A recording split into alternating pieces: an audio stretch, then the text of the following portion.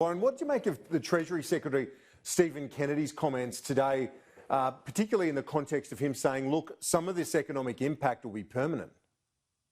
Yeah, good afternoon, Kieran. I think I don't think there's any illusions in Treasury just about how severe the initial shock has been. I mean, they talked about unemployment getting to Great Depression levels, but in a matter of months. I think they're painting a very bleak picture of what the economy is, how it's performing right now, and how severe and widespread the impacts are. So, you know, the good news is at least our government understands how severe the problem is, and they've obviously done their initial package of responses and put in various programs. It's now all about, you know, what the recovery policy program and reform program is going to look like. And I don't think Treasury are going to be telling them anything but there needs some big work to be done, because there's no V shape here. There's no quick recovery. This is going to be a slow grinding recovery. In his Treasury language, he said it's valuable to Australia to be complementary to Chinese growth.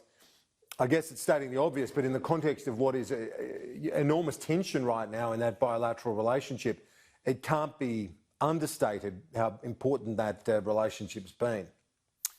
It can't. I mean, they're our biggest trading partner by a long way, and probably the biggest trading partner we've had in modern Australia. So, you know, I think everyone globally, and including here in Australia, wants to get to the bottom of a whole lot of questions about this health issue and the coronavirus. But you know, we've got to be careful to, you know, understand that we've got to also manage a relationship with an economy that is one of the fastest growing in the world, is the second largest in the world, and takes over half our exports. So I think, you know, discretion is the better part of valour here. I've actually been quite surprised how outspoken the Prime Minister's been on these issues, because, you know, we are going to look for more national sovereignty on key industries and so forth, but we are still a major exporter of primary materials, and China is the main customer. So we need to be careful of not upsetting them too much while still pursuing what I think are genuine questions. I think we've got to try and get that balance right. And at the moment, I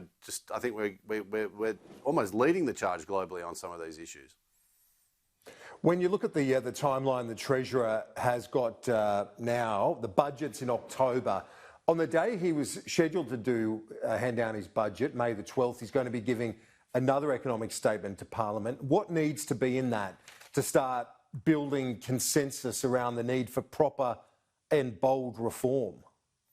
Yeah, it looks like that's the idea here, is to start to lay the foundations for what reform programs they're thinking of, and they want to start the conversation amongst stakeholders and the community more generally. I think this is a really smart idea of the government's. It's only a few weeks away, so I can't imagine it's about, you know, winding back the emergency policy measures like JobKeeper or Seeker early or anything like that, even though they're looking at easing restrictions on certain things over the next little while. But I think this is actually about starting that conversation, socialising it. You know, there's been a lot of talk, a lot of bits and pieces. Nev Power's been talking about a lot of issues in the public forums.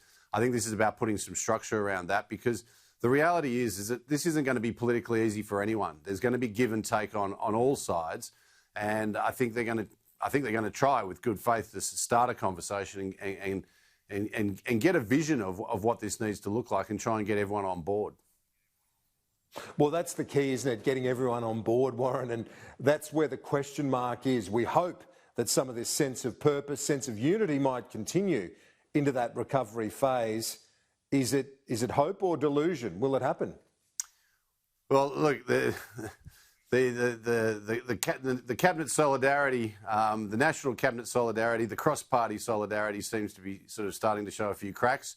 There are highly contestable issues here, particularly related to the labour market, which is, I think, you know, going to be the most difficult issue for the Labor Party and the coalition to get a consensus on. And then the other end is about this new industry policy. What does it look like? Effectively, most in the coalition would like to not see government get too involved, and of course Labor's already revealed its hand that it's very supportive of this. So there's give and take everywhere. I would love to think we're going to have this solidarity go right through this process, right through to the end of this year.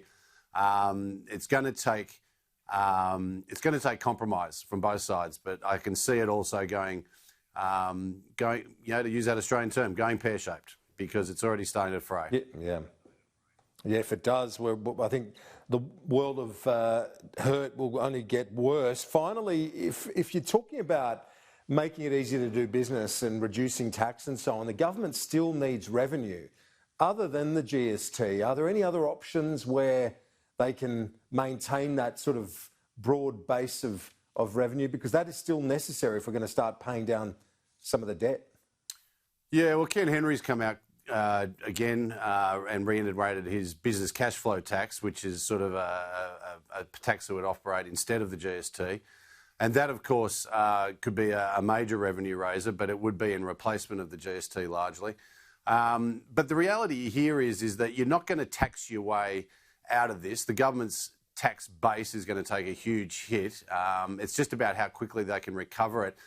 And that's actually really about how fast you can get the economy to bounce out of this. And I'm not talking about in the next year.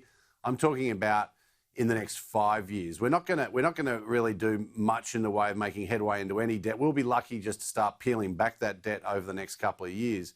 But what you want to do is set yourself up, set this country up for 2021, 22 and onwards to grow strongly, to invest in a highly productive way, to create wealth.